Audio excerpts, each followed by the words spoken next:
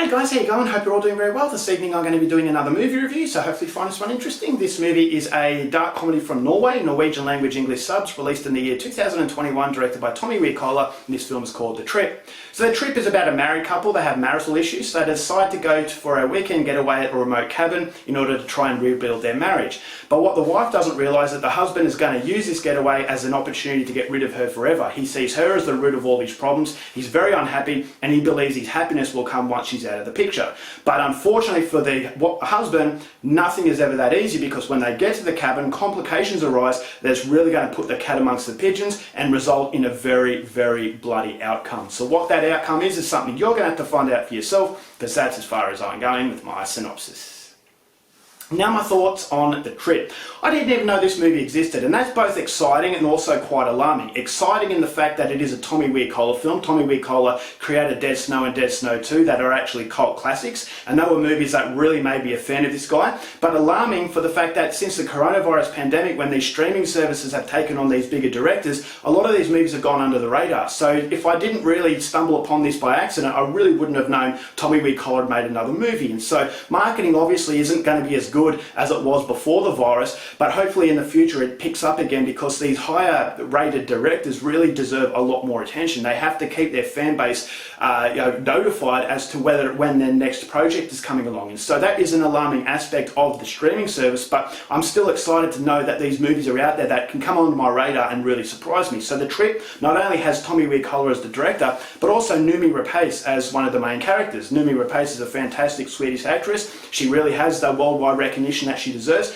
So combining her with Noomi Rapace in a dark comedy, I thought this was a recipe for success. But there are hesitations I have with Noomi Rapace. He made those first two movies that I absolutely loved, but after that I felt as though he's lost his passion to some degree, and that he still likes making films.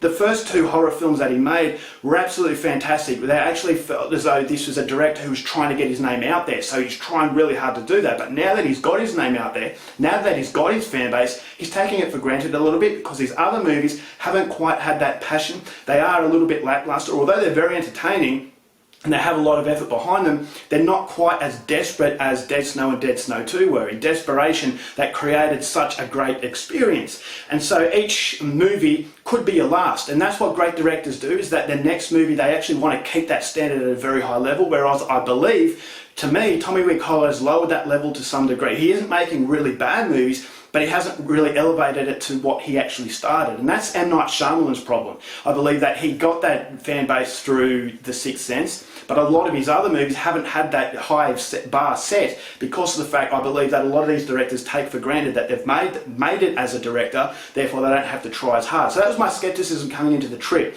Although Noomi Rapace is definitely a draw card, I still thought, alright, well, what is The Trip going to produce? I'm very happy that he's gone back to a Norwegian production, and so I had my fingers crossed that it was going to be a worthwhile experience. And I will say it is worthwhile, but unfortunately it's another lackluster effort. I thought it was entertaining. It's definitely a great way to spend an hour and a half, but it still didn't hit me as much as Dead Snow and Dead Snow 2 did, in that they were actually quite creative, as well as paying homage to classic horror films, whereas this movie, it does borrow a lot of generic ideas. It does those generic ideas very well, but I just didn't feel as though it had that passion behind it. I felt as though it was going through the motions. It was a director who needed to make another movie to remind people that he was still around, instead of actually making another movie for that first time to really get his name out there.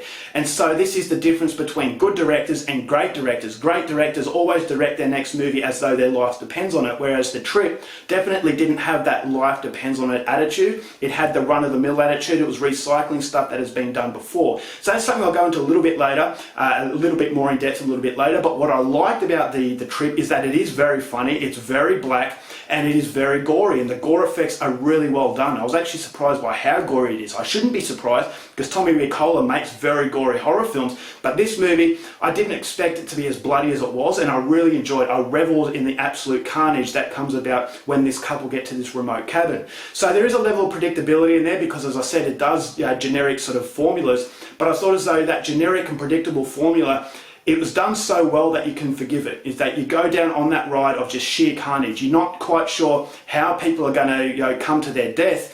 And that's the exciting aspect of it, is that the gore effects were so well done. You don't know how the next person is going to die. Although you can predict that they're going to die, you're always waiting for how nasty it's going to be.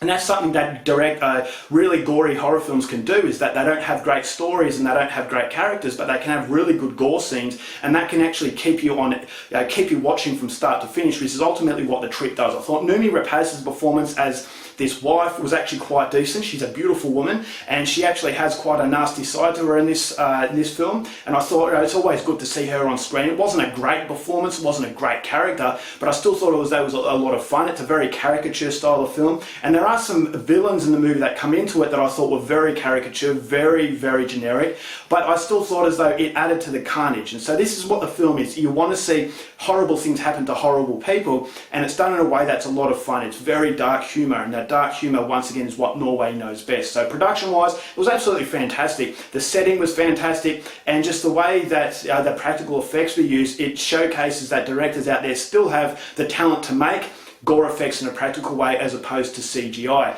But unfortunately, as I said, this is a film that is lackluster because it doesn't use too much of its own ideas. It borrows a lot of other ideas, and it executes those ideas very well, but unfortunately does become very predictable, and it is a movie that has basically replayed from before. So that's the reason why I don't feel as though it had the same sort of passion behind it, and that's ultimately the biggest criticism I have of it. It was very well written, but the overall story and the way it just goes about its business, I thought I was playing fortune teller, having a cheat sheet, knowing exactly what was around the next corner, because as I said, I've seen it before. So that's unfortunately the biggest issue with The Trip. But pushing that aside, if you want a mindless, bloody film, then The Trip is definitely one I would recommend. It is done very, very well, but it just doesn't have enough of that creativity that hit me like Dead Snow and Dead Snow 2 did. So overall, The Trip, going to give this one 3.5 stars. Still go out there and see it.